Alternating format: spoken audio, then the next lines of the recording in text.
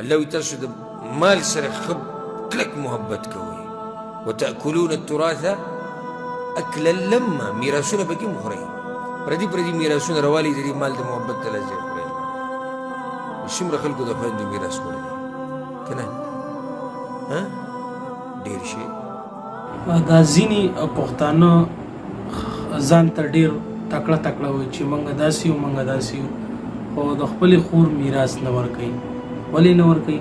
شیخ صاحب د دې وجه بیان کړې ده او شیخ صاحب ډېر قیمتي خبرې کړي دي د میراث باره کې. هسې دا بیانوم.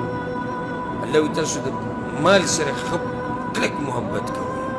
وتأكلون التراث اكلا لما، میراثونه به کې مخورئ، پردي پردي میراثونه روالي د دې مال د محبت د لاسه خورئ.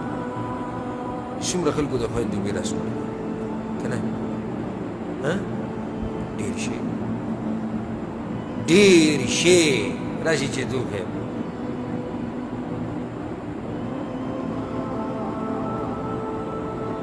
نه ده برخه ورته دا زرو ته لګي ډېرو لږو خلکو چې کله خبرې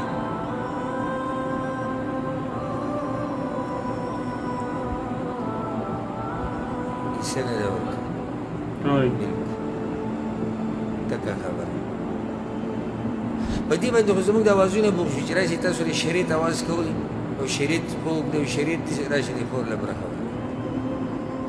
د دنیا سره محبت دی.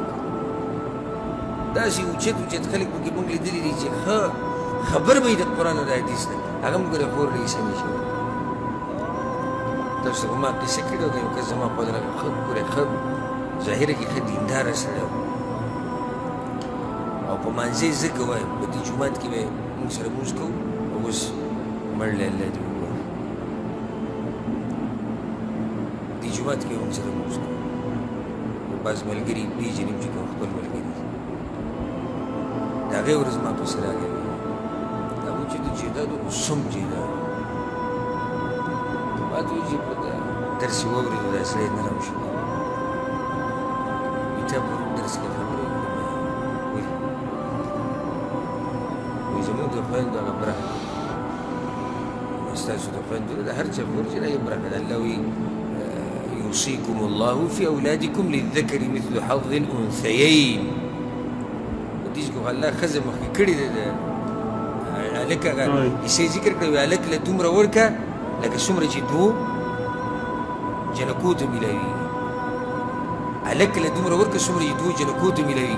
دې کې جنۍ مخکې کړې ده اصل کې څومره چې دوو جنکو ته میلاویږي، یعنې هغوی ته میلاو شوي ده، اوس هلک له ورکړه. دې دروازې کې ما سره ولاړ دي، دې کې بیا غریب جو بس دا سري وغیره او دا سټي وغیره پاتې ده. ما دا کیسه بیا ما ته وایي چې زموږ هغه هجري هغه څه پروګرام دی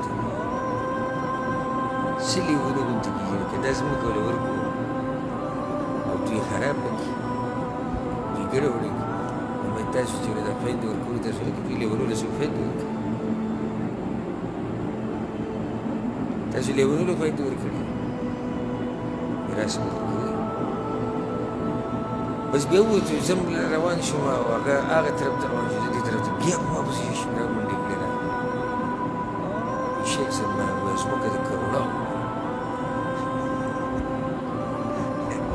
نو ما د ایمان پته کوم دلته لګېږي نه پوس دین څوک نه غواړي،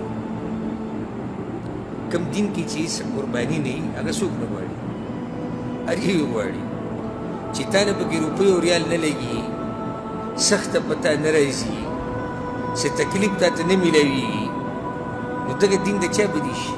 د چا بدي شي؟ هېچا نه. باید د قرباني خو دلته پته دی چې د مال سره محبت دومره دی چې پردي میراثونه پکې وکړی شو. عمر بن خطاب وایي الله زموږ خو محبت دی د دې سره، اوس یې الله طاقت راله راکړه چې دا مال ولګوم ستا په لاره کې، چې دا مال ولګوم په هغه ځای کې چې ته یې خوښ یې. دا اوس ښایسته دعا ده، ډېره ښایسته دعا ده. خدو او قیمتي بیان د شیخ صاحب د میراث باره کې نو کم از کم تاسو د خپل خويندو میراث مخوري یو ورځ به ورځي او الله له جواب ورکوي. السلام علیکم ورحمت الله.